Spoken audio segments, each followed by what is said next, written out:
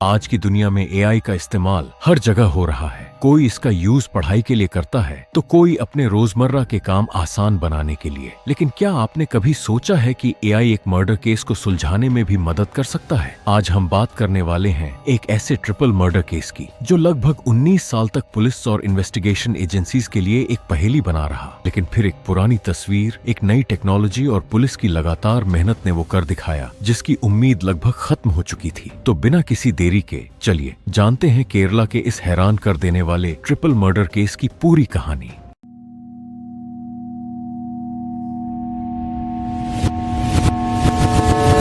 केरला कोल्लम के आंचल टाउन में 21 साल की रंजनी अपने परिवार के साथ एक खुशहाल जिंदगी जी रही थी। रंजनी के पड़ोस में दिविल कुमार नाम का एक लड़का रहता था जो कि पेशे से आर्मी मैन था। समय के साथ रंजनी और दिविल की पहचान दोस्ती में बदल गई थी जो आगे चलकर प्यार बना और ये दोनों अब एक रिश्ते में थे। रंजनी दिविल से अंधा प्यार करने लगी थी और अब उसके और दिविल के बीच की फिजिकल बाउंड्रीज को भी ये दोनों तोड़ चुके थे। जहां रंजनी को ये लगता था कि उसे और दिविल को कोई अलग नहीं कर सकता, वहीं जब रंजनी प्रेग्नेंट हुई तो उसका ये भ्रम भी टूट गया। बिना शादी के बावजूद मां बनने के लिए रंजनी तो बेहद खुश थी, लेकिन जब उसने दिविल को ये बात बताई तो दिविल ने इस बच्चे को अपनाने से साफ मना कर दिया। एक तरफ दिविल रंजनी को ये बच्चा न रखने के लिए कह रहा था, वहीं रंजनी इस बच्चे को रखने वाली अपनी बात पर टिकी रही। लेकिन दिविल रंजनी को इस हाल में अकेला छोड़कर अपनी इस जिम्मेदारी से बचने के लिए वापस अपने आर्मी कैंप पठानकोट चला गया। पर वहीं जहां इन हालातों में बहुत से लोग टूट जाते हैं, रंजनी अपने फैसले पर टिकी रही और उसने अपने बच्चे को इस दुनिया में लाने का मजबूत इरादा बना लिया था। रंजनी ने अपनी प्रेगनेंसी के दौरान लोगों के बहुत से ताने सुने,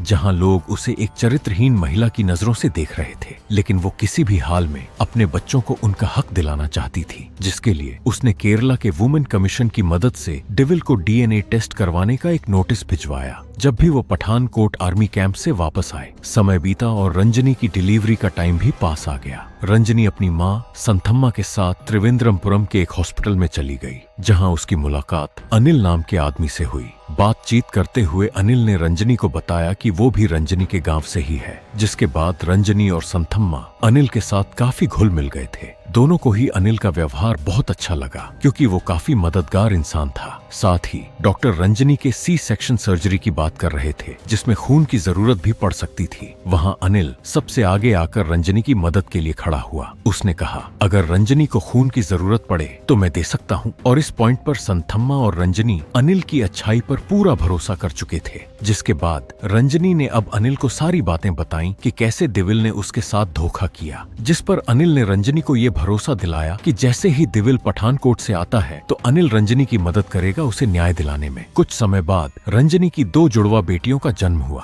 और अब यहाँ इस केस का वो पहलू आता है जिसे सोचकर भी आप लोगों की रूह कांप जाएगी। 10 फरवरी 2006 संथम्मा रंजनी के बच्चों का बर्थ सर्टिफिकेट बनवाने पंचायत ऑफिस जाती है, लेकिन जब वो वापस अपने घर पहुंचती है तो उसने कुछ ऐसा देखा जिससे उसके पैरों तले जमीन खिसक गई। संथम्मा के सामने रंजनी और उसकी दोनों जुड़वा बच्चियों की लाशें पड़ी थी, जिन्हें किसी ने उनका गला काटकर बेहद बेरहमी से मारा था। संथम्मा को अपनी छोटी सी दुनिया अब उजड़ती हुई दिख रही थी। इस घटना के कुछ देर बाद संथम्मा खुद को किसी तरह संभालते हुए पास के पुलिस स्टेशन पहुंची, जहां उसने पूरी घटना का हाल पुलिस को बताते हुए रिपोर्ट दर्ज करवाई। पुलिस ने भी बिना कोई लापरवाही करते हुए तुरंत इस केस पर एक्शन लिया और क्राइम सीन पर इन्वेस्टिगेशन करने पहुंची, जहां जांच के दौरान पुलिस को क्राइम सीन के पास एक गाड़ी मिली जो किसी राजेश के नाम पर रजिस्टर्ड थी। अब पुलिस ने राजेश की तलाश शुरू कर दी। जांच के दौरान उन्हें पता चला कि राजेश का कनेक्शन पठानकोट आर्मी कैंप से था, साथ ही वो दिविल कुमार का करीबी दोस्त था।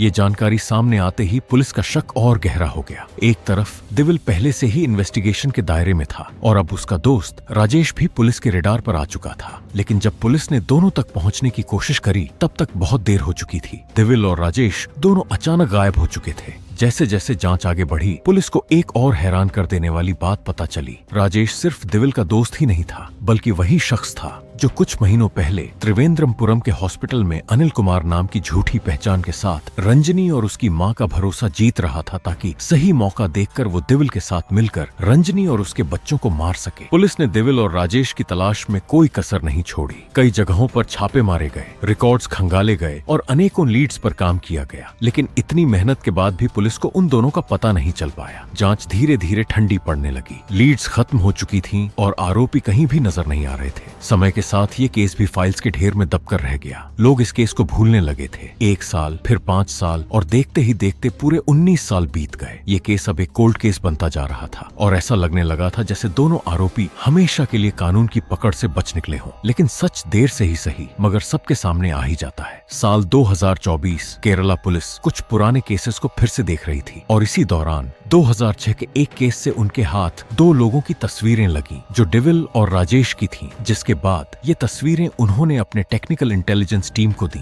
जिनका काम था इन तस्वीरों से दोनों आदमियों की प्रेजेंट उम्र का पता लगाना, जिसके लिए ये टीम आर्टिफिशियल इंटेलिजेंस की मदद लेती है। जहां टीम ये जानने की कोशिश कर रही थी कि इतने सालों बाद राजेश और दिविल का चेहरा कैसा दिखता होगा। कई घंटों की प्रोसेसिंग के बाद एआई ने दोनों फोटोज के प्रेजेंट चेहरे तैयार करके दिए। अब पुलिस का अगला टारगेट था इन तस्वीरों से मिलते जुलते आदमियों को सोशल मीडिया के जरिए ढूंढने का। काफी मेहनत के बाद पुलिस को फेसबुक पोस्ट से एक शादी की तस्वीर मिली जो पुडुचेरी से अपलोड की गई थी। उसमें से एक आदमी का चेहरा, जिसका नाम प्रवीण कुमार था, लगभग 90% राजेश की एआई जनरेटेड फोटो से मेल खा रहा था। केरला पुलिस ने तुरंत ही ये इन्फॉर्मेशन सीबीआई को दी, जिसके बाद सीबीआई ने पुडुचेरी पुलिस से कांटेक्ट किया। पुडुचेरी पुलिस ने बिना देरी किए प्रवीण कुमार उर्फ राजेश को गिरफ्तार कर लिया, जिसके बाद विष्णु उर्फ दिविल भी पुलिस को जल्द ही मिल गया था। पूछताछ करने पर पता चला कि राजेश और दिविल लगभग 20 साल से अपनी पहचान बदलकर प्रवीण और विष्णु नाम के साथ अपनी जिंदगी इंटीरियर डिजाइनर का काम करते हुए आराम से जी रहे थे। एक माँ और उसकी सिर्फ 17 दिन की 2 मासूम बच्चियों को बेरहमी से खत्म करने के बाद ये दोनों अपना परिवार बनाकर चैन से रह रहे थे। लेकिन कोर्ट ने अपना फैसला सुनाया और देर से ही सही पर इन दरिंदों को अपने गुनाह की सजा मिली। साथ ही इस केस ने ये साबित कर दिया कि जुर्म चाहे कितना भी पुराना क्यों न हो, एक न एक दिन उसका हिसाब जरूर होता है। आप लोगों का इस केस को लेकर क्या सोचना है, अपनी राय कमेंट्स में जरूर बताएं। इसी के साथ ये केस यहाँ समाप्त होता है। अगर आपको रियल क्राइम डॉक्यूमेंट्रीज देखना पसंद है तो चैनल को सब्सक्राइब करना ना भूलें। मिलते हैं नए केस के साथ अगली वीडियो में। तब तक के लिए सावधान रहें, सतर्क रहें।